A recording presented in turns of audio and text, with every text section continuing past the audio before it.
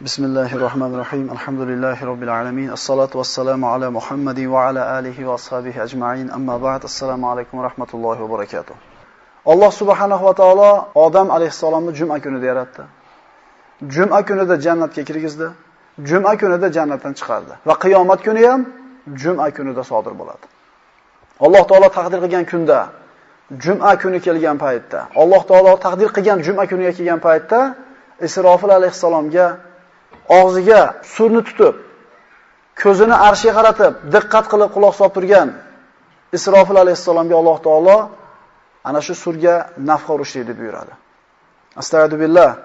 Va nufiqa fis-suri fasa'iqa man fis-samawati va man fil-ardi illa man sha'a Alloh, thumma nufiqa fihi ukhra fa idahum qiyamun yanzurun. Sur chalindi-yu, osmonlar va yerdagi bor jonzot o'ldi. Magar Alloh xohlagan zotlargina tirik qoldilar.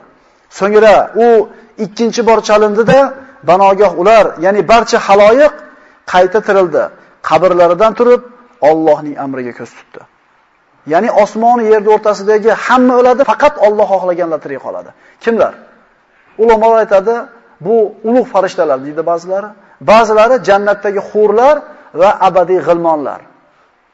Qolgan hamma mahluqotlar vafot qiladi. Ma yanzuruna illa sayhatan wahidatan ta'khudhuhum wa hum yahissimun fala yastati'una tawsiyatan wala ila ahlihim yarji'un. Ular faqat birgina dahshatli qichqiriqni kutmoqdalar xolos. U ularni janjallashib turgan hollarida olib ketar, ya'ni halok qilar. Bas ular na biron vasiyat qilishga va na uylariga qaytishga qodir bo'lurlar. Bozorlarda, guzarlarda talashib, savdo-sotiq qilib, birini ikkinchisi haqini yeb, dunyo bilan shunday bir ovora bo'lib turgan insonlarning, yomonlarning ustiga qiyomat qoyim bo'ladi. Na vasiyat qilishga ulgiydi ular, na uyiga qaytib borishga ulgiydi ular. Bu ovoz to'satdan keladi. Hech kim hech narsa qilishga ulgurmay qoladi. Avvaliga bu ovoz sekinlik bilan boshlanadi. Keyin ko'tarilib bo'ladi, butun koinotdagi mahluqotlarni halok qiladi. Uni avvaliga bitta odam eshitadi. U odam uyini devorlarini tuzatayotgan, devorning ustida ish qilayotgan odam bo'ladi. Birinchi bo'lib shu eshitadi, birinchi bo'lib yiqilgan, qiyomatda surning ovozini eshitib bo'lgan kishi mana shu devorning ustida turgan kishi bo'ladi.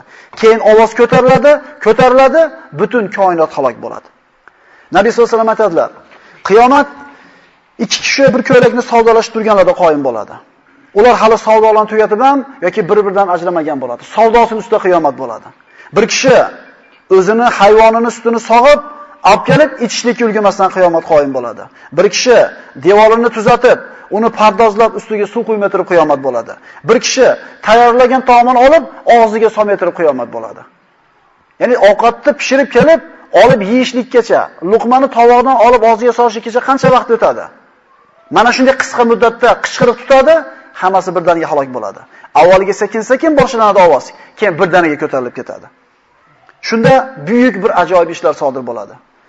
Ala yadhunnu ulaika annahum mab'uthun li yawmin azim, yawma yaqumun nasu li robbil alamin. Ular o'zlarining ulug' bir kunda barcha odamlar, butun olamlar Parvardigori huzurida tik turib hisob-kitob beradigan qiyomat kunida qayta tirilguvchi ekanliklarini o'ylamaydilarmi? Birodarlar, birodar haqqini yeyotganda, namozga beparvo bo'layotganda, ibodatdan beparvo bo'layotganda o'lib Allohning oldida turishlik esidan chiqib qolyaptimi odamlardan? Mo'min odamni boshqalardan farqi shundaki, g'aybga iymon keltiradi. Ya'ni o'lganimdan keyin javob berishim kerak deydi-da, juda ko'p ishlardan o'zini tiyadi. Boshqalardan farqi shunda. Ertaga hisob-kitobda borligiga ishonadi u. Inna haula'i yuhibbuna al-ajila va yadharuna wara'ahum yawman thaqila.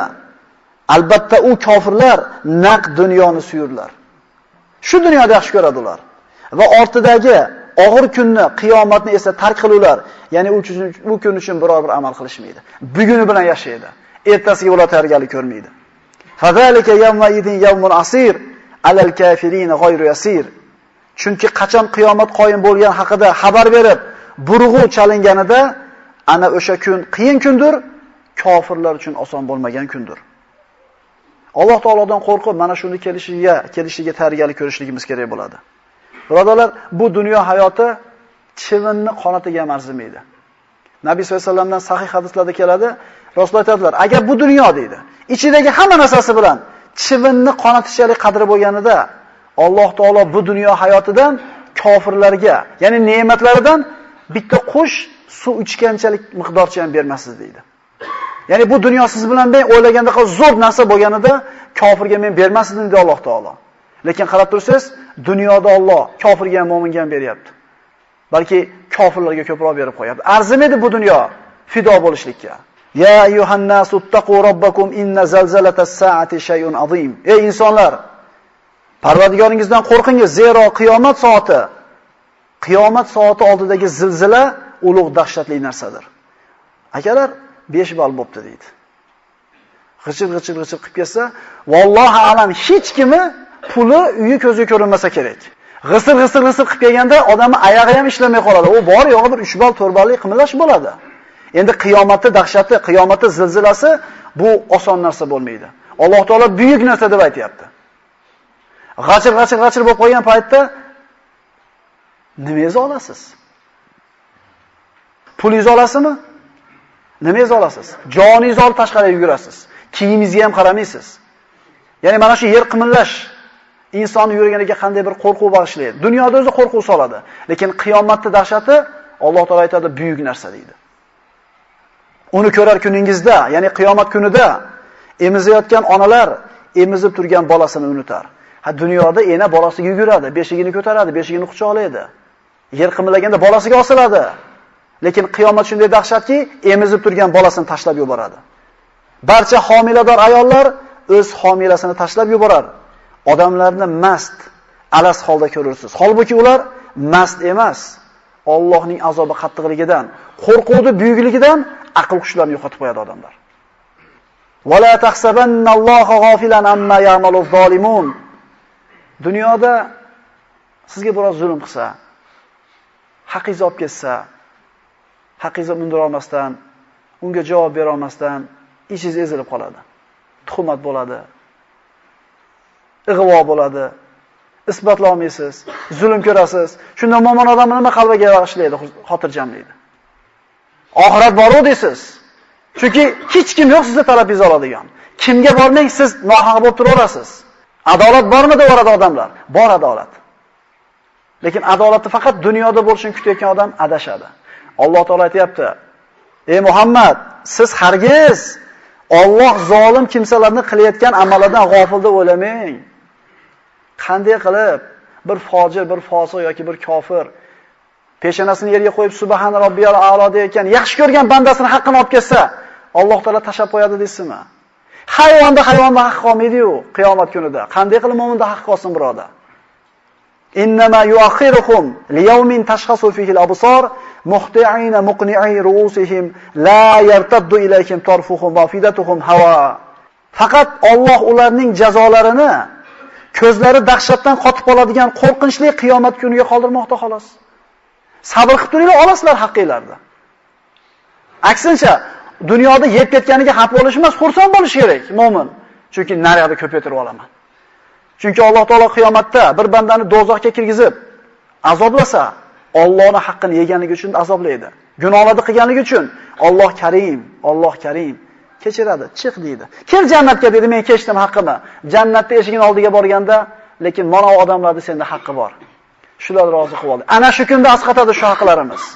Shuning uchun haqqingizni yeb ketgan bo'lsa, usta bo'lsiz, ishlatib haqqingizni bermagan bo'lsa, arzimagan bahona topib yoki bermasdan cho'zib yurgan bo'lsa, ko'p ham siqilib oravermang.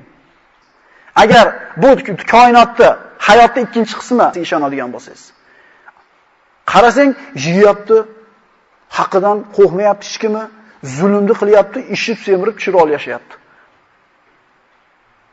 Sizdan bitta xatolik o'tib qolsa, teshib chiqyapti bir etingizdan. O'zi kecha o'zalik savdoda bir 50 so'm oshib olib ketdi, indamay yeb qo'yardimda, bugun yomon chiqdi. 50 so'm o'tib ketsa, teshib chiqyapti bir etingizdan. Endi 50 millionlab yevorayotgan bo'lsa, teshib chiqmayotgan bo'lsa, birodarlar, xotirjam bo'laylik. Alloh taolo odil zot. Ularni qiyomat kuniga olib qo'yapti, deyapti. U kuni ular boshlarini osmonga ko'targan hollarida chaqirilgan hisob-kitob uchun chaqirilgan tomonga chopurlar. Ko'zlari o'zlariga qaytmaydi. Ya'ni qo'rquv shunaqa bo'ladiki, ko'zi qatib qoladi odamning. hamda dillari dahshatdan bo'm-bo'sh bo'lib qoladi. Bizni ham dilimiz dahshatdan bo'm-bo'sh bo'lib qoladi, yer qimillaganda. O'sha holatingizni eslang-da. Kimligingiz, nimaligingiz, familiyangiz, nechta pulingiz borligi, qanaqa mashinangiz borligi, qaysi ko'chada turganingiz nechta esingizga kelmaydi. Mana shu dahshatdan yuringiz bo'shab qolishi bo'ladi. Lekin hali yer qimillash to'xtagandan keyin o'zingizga kelasiz. Chiqib ketaveribmiz axir, hamma yo'q tashab. Fakayfa tattaquna in kafartum yawman yaj'alul wildana shiba. As-samaa'u munfatirun bih kana wa'duhu maf'ula. Bas, agar sizlar kofir bo'lsangizlar, o'z dahshati bilan bolalarining sochlarini oqartirib, chollarga aylantirib qo'yadigan kunning azobidan qanday saqlanasizlar? Qiyomat shunday dahshatki, aql hushi joyida katta kishi emas, yo'rgaydagi chaqaloqni qaritib, sochlarini oqartirib, yuzlarini burishtirib, yo'rgaydagi cholga aylantirib tashlaydi. Vaholanki bu aql yetadigan banda emas bu. Bu hali go'dak bu, aqli yo'q buni. Lekin dahshat mana shunday qarinlikka solib boradi. U dahshatli kun sababli osmon ham yer ham yorilguchidir. Allohning va'dasi amalga oshguchidir. E'tibor berayotgan bo'lsangiz, naq oyat o'qiyapmiz. Isrofilni bor yo'g'i bir marta dam urib qo'yishligi koinot nizomi buzilib, hamma yo'q ostin ustun ketyapti. Bu bitta maxluq. Endi Xoliq o'zi qanday qudrat egasi ekan. Bu bitta farishta xolos bir marta puflab qo'yganligiga dunyo ostin ustun bo'lib ketayotganda buyuk qudrat egasi bo'lgan Alloh o'zi qanaqa qudrati bor ekan. Biz mana shunday Allohning bandalarimiz birodarlar. Ana shunday Allohning ibodatxonasiga kelib peshonamizga yer qo'yib turibmiz. Parvardigor, biz seni qullaringmiz, sen bizning Robbimizsan deb turibmiz. Mana shu uchun Alloh yaxshi ko'radi siz bilan bizni.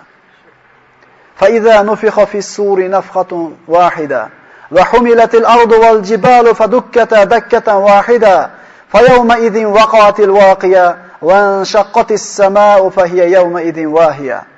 Bas, qachon sur bir chalinganida va tog'u yerlar, yer va tog'lar o'z joylaridan ko'tarilib, bir-birlari bilan urib chalparchin bo'lganida, ana o'sha kunda voqea bo'lur, ya'ni qiyomat sodir bo'lur va osmon yorilur.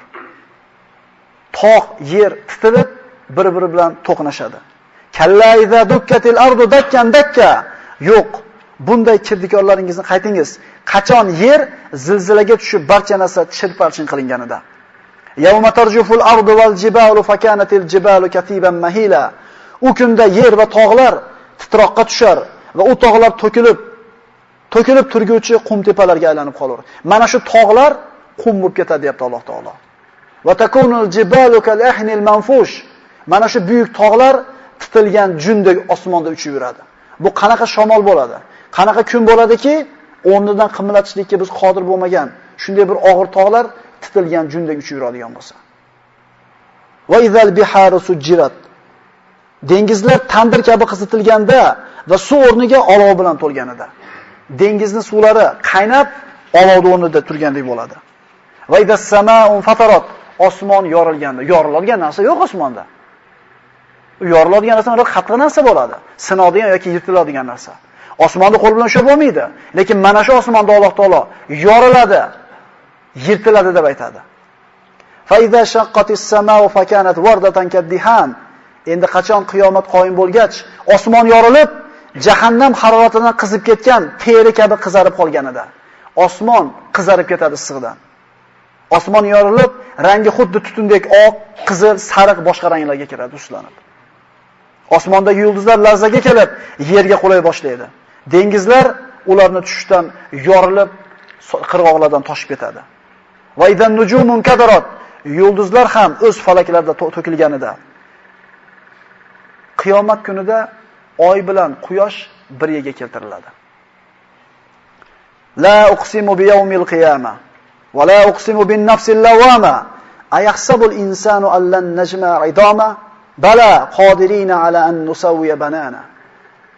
Mushriklar qiyomat bor desa, oxirat bor desa, aytishardiki, ha bu chirib yo'q bo'lib ketsak, qanday qilib bu chirib turib bo'lib ketgan jasadimizni yana Alloh tiriltiradi desa, Alloh aytayaptiki, men qiyomat kuniga qasam ichurman va men malomatgo'y nafsiga qasam ichurmanki, hech shak shubhasiz qayta tirilib hisob kitob qilinursizlar. Inson biz uni chirib tuproqqa aylanib ketgan suyaklarini hargiz to'play olmas deb gumon qilurmi? Yo'q. Biz uning barmoqlarini ham tiklab joyiga keltirishga qodir bo'lgan zotmiz. Bana ko'p aytganmiz. Kriminalistika fan rivojlanganda insonning barmog'ini izi boshqa insonning barmog'iga o'xshamas ekan. Lekin 1400 yil burun Qur'oni Karimda Alloh taolo barmog'ingni 3gacha to'lab qo'yaman deyapti. Bu Qur'ondagi ilmiy mo'jizalarga dalolat qilardi. Ikkita insonning barmog'ini izi emas, mana bu barmog'iga izi o'xshamaydi. Endi tasavvur qiling, necha xil variant, necha xil kombinatsiya bor. Hozir yashab turgan 7 milliard odamni 2ga ko'paytiringda, ana shu barmoqlardagi chiziqni kombinatsiyasini chiqarib ko'ring, matematikani tushunsangiz. Va Odam alayhisalomdan beri qancha odam kelib ketdi? Qiyomatgacha qancha kelib ketadi? Bu kombinatsiya takrorlanamikin? Balki inson oldida kelgusi hayotda ham fisq, fujur, gunoh amallarni qilmoqni istab, qiyomat qachon o'zi deb qolar. Bas, ko'rgan dahshatlaridan ko'z qamashib, osmondagi oy ham tutilgan holda, quyosh va oy birlashtirilgan vaqtda, ana o'sha kunda u inson u balo ofatlardan qayerga qochib qutulish mumkin deb qolar. Oy bilan quyosh to'qnashadi. Mana fizikani o'qisak yoki bir boshqa bir aniq o'qiydigan bo'lsak fanlarni, mana shu yer shari aylanishligida agar 1 sekund sekinlab qolsa, quyosh tushgan joy kuyib ketadi deydi. Quyosh tushmagan joy muzlab ketadi deydi. 1 sekund. Endi agar 1 sekund tezlab ketsa, yerda betdagi hamma narsa ko'tarilib ketadi deydi. Sekundiga, millimetriga, mikroniga hisob kitob qo'yilgan mana shu dunyo qiyomat qoyim bo'lganda o'zini nizomidan buzilib chiqib ketadi. Jabbor Xoliq kelib osmon yerni o'zining qo'li bilan ushlaydi. Va ma qadarulloha haqqa qadrihi val ardu jami'an qabzatuhu yawmal qiyamah was samawati matwiyatun bi yaminihi. Ular Allohni to'g'ri taniy olmadilar. Butun yer qiyomat kunida uning qabzasi changalidadir. Osmonlar esa uning qudrat qo'liga yig'ilgandir. U zot ularning shirklaridan pok va yuksakdir. Biz uni arzimagan bir qismimiz. Mana shu koinot 7 qavat osmon, osmondagi galaktika degan bo'lsak, bizning galaktikamiz hech narsa emas. Lekin qanchalik katta.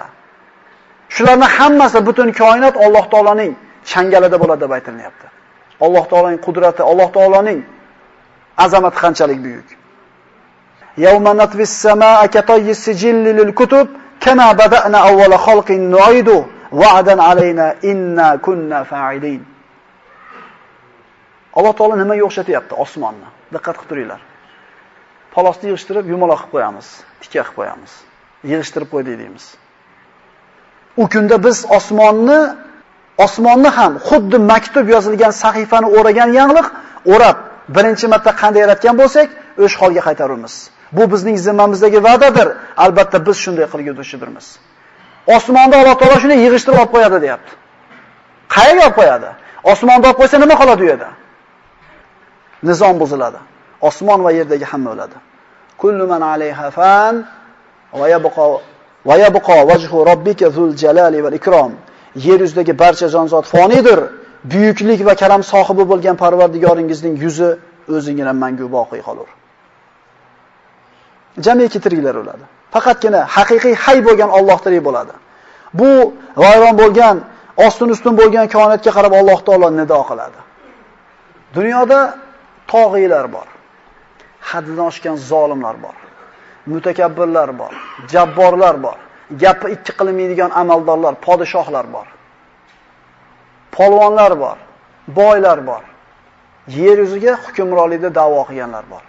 Mana shu kunda ular qayerda bo'ladi? Mana shunday dunyo ostin-ustun bo'lib turgan paytda Alloh taolo butun dunyoni o'zining qabzasiga, koinot shuni ushlagan holda aytadiki, Buxoriy va Muslim rivoyat qilinadi. Osmonni Alloh ushlaydi, deydi Rasululloh. So'ngra yerni podshohlari qani? Mutakabbirlar qani? Jabborlar qani deb so'raydi. Hech kim javob bermaydi. Boshqa rivoyatda men podshohman, men jabborman, men mutakabbirman, jabborlar qani? Mutakabbirlar qani? Jabborlar qani? Mutakabbirlar qani deydi. Limanil mulkul yawm. Bugun mulk kimniki deydi Alloh taolo. Hech kim javob bermaydi. Chunki hech kim qolmagan. O'zi javob beradi. Lillahil vahidil qahhar. Yagona qahhor bo'lgan zotning mulki. Insonlar Allohni to'g'ri taniy olmadilar.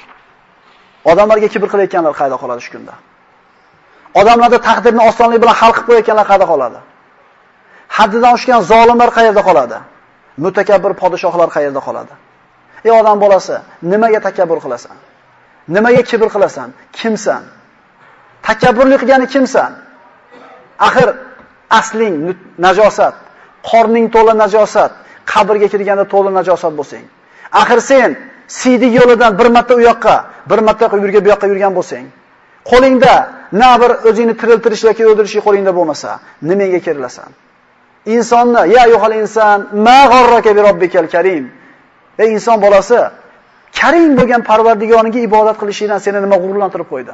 Nimaga ishonyapsan? Nimaga ishonyapsan? Dunyoni menman degan podshohlaridan Namrud ana uhiy va umid. Ibrohim alayhisalom Alloh o'ldirib tiltiradi desa, men ham o'ldirib tiltiraman dedi. Bor ikkita mahbus topib dedi. Ikkalasi o'limga hukm qilingan edi. Mononi dedi o'ldiringlar, mononi qo'yib yuboringlar. Mana men tiriltirib o'ldirdim dedi. Alloh tiriltirishi o'ldirishi bilan bunikini farqi bor. Shu Namrudni Alloh taolo birodarlar bir chivin bilan halok qildi. Mana shu mutakabbirni shunday xor qildiki, rivoyatlarda shu chivin burniga kirib ketdi, yana cho'loq bo'ladi o chivin. Chivin qimirlagan paytda oyoq kiyimlar bilan boshiga urishganida shunda chivin to'xtar ekan, shunda orom olar ekan. Alloh xor qilgani ko'ringki, xudolikni da'vo qilayotgan eng qudratli bo'lgan podshoni boshiga kirgan, burniga kirgan chivin boshiga oyoq kiyim bilan urishga sabab bo'lyapti. Alloh taolo xor qildi. Inson kibr qilishga zarracha haqqi yo'q. Qalbida zarracha kibr bor odam jannatga kirmaydi. Valahul kibriya'u fis samawati val ard va huval azizul hakim. Osmonlar va yerdagi barcha buyuklik yolg'iz unikidir. U qudrat va hikmat sohibidir. Rasululloh mana shu oyatni o'qib turib aytadilar. Alloh o'zini o'g'lab, men podshohman, men jabborman, men mutakabbirman, men azizman, men karimman. Payg'ambarimiz shu so'zlar aytganda payg'ambarimiz sollallohu alayhi vasallam turgan minbar titradi deydi. Ya'ni bu mashhadda dahshatliligidan, Alloh taoloni sifatlaganligidan, bu holat ulug'ligidan payg'ambarimiz bergan mana shunday bir so'zlariga payg'ambarimiz minbari titradi. Payg'ambarimiz yiqilib tusharmikin deb qo'rqib ketdim deydi. Abdulloh ibn Umar. Abu Hurayradan rivoyat qilinadi, Rasululloh sollallohu alayhi vasallam aytdilar, insonlar mana shunday vayron bo'lgan holatda, yerlar yorilgan, dengizlar qayrab tugagan, yulduzlar to'kilgan, osmon sidirlab tashalgan, tog'lar jundek uchib yurgan holatda payg'ambarimiz aytadi, shu holatda mahluqotlar 40 qoladi dedi. Abu Hurayradan, Abu Hurayra 40 kunmi deydi. Dedi, abayt. Unaqa emas dedi. 40 oymi dedi. Abayt. Unaqa emas dedi. 40 yilmi dedi. Unaqa emas dedi. Bu 40 yilmi, kunmi, oymi, 1000 yillikmi Alloh taoloning o'zigagina ma'lum bo'ladi. Birinchi nafqa cholingandan ikkinchi nafqagacha bo'lgan muddat Alloh bilgan 40. Va nufiqa fis-suri fasaiqa man fis-samawati va man fil-ard illa man sha'alloh thumma nufiqa fihi ukhra fa idahum qiyamun yanzurun. Sur chalindi-yu, osmonlar va yerdagi bor jonzot o'ldi. Faqat Alloh xohlagan zotlargina tirik qoldilar. So'ngra u ikkinchi bor chalindi-da, banogoh ular, ya'ni barcha haloyiq qayta tirildi. Qabrlaridan turib Allohning amriga ko'z tutdilar. Inshaalloh ertaga bo'ladigan suhbatimizda surni ikkinchi marta chalish haqida suhbat olib boramiz. Insonlar qabrlardan chiqib, qanday qilib unib o'sishliklari va mahshargohga qarab yurib borishlarini aytamiz. Aqulu qawli hada va astagfirullohu lakum. Assalomu alaykum va rahmatullohi va barakatuh.